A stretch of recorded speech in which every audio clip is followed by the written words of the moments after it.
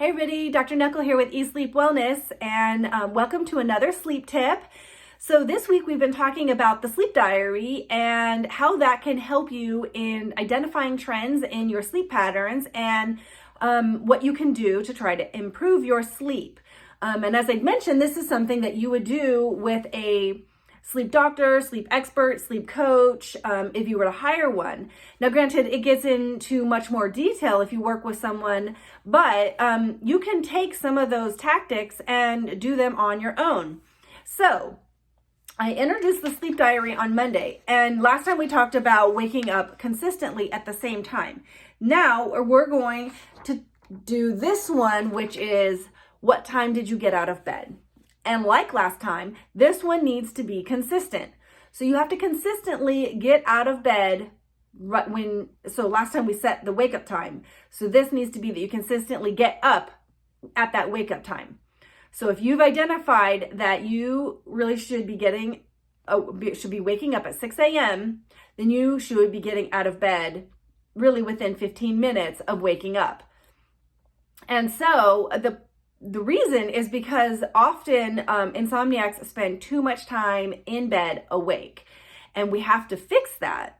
We need to reduce the amount of time in bed where you're not sleeping, because what happens is that starts to be anxiety provoking. It starts to make the bed a cue for wakefulness, which is definitely not what you want. You want it to be a cue for sleepiness.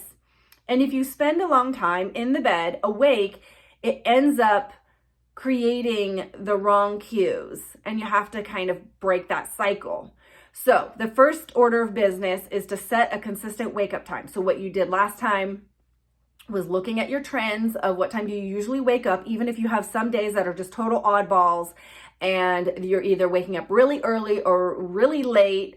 You need to look at what is the most consistent time that I wake up. And if that is 6 a.m. because that's what your alarm tells you to do on the weekdays, because that's what you need to do in order to go to work, even if your weekends are way off, then 6 a.m. is now your time. If you're supposed to wake up at 6 a.m. in order to go to work, but you actually consistently wake up more like 4 a.m., then 4 a.m. is your time, even though that will be uncomfortable. You would get into this more with a sleep expert if you were to work with one. But the key is that you identify when you wake up and then you get up.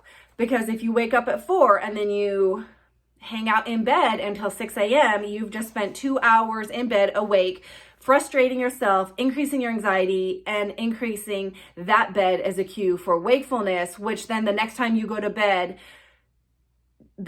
those cues come back. And then the problem is you do this every day or most days, and it creates a pattern, and you start to develop a physiologic reaction to these cues. So you're trying to break the cycle.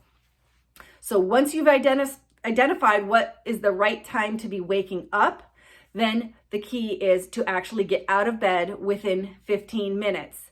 And ultimately, what you would want to be doing is improving your sleep efficiency, which is essentially, I think I might have mentioned before, is the ratio of time asleep to time in bed. And that's where insomniacs go astray, is the amount of that ratio is low. And so they end up spending too much time in bed awake. So one of the tactics that you can do to try to address that is to make sure that your wake up time is when you are consistent. It could be consistent about it, and it shaves off that morning time that gets lost with awake time in bed. It also improves your sleep drive. We talked a little bit about adenosine. So there's a lot of advantages to this, to trying to break the cycle. It's at least one of the strategies, in part. So that's what you do, is you set the consistent wake up time, and then you consistently get out of bed. And that's the end of the sleep diary analysis for this week, and we will get into a little bit more of that next week. All right, have a good weekend.